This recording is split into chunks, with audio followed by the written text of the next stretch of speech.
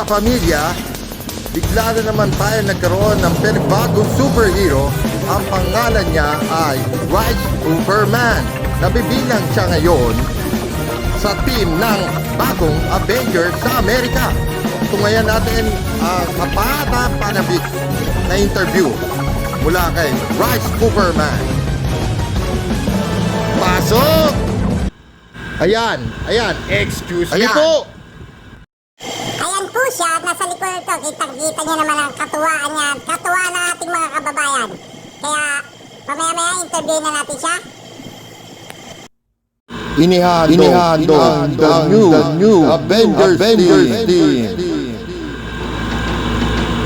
Iron Man, Thor, Incredible Hulk, Captain America, Hawkeye, Black Widow, Rice Superman.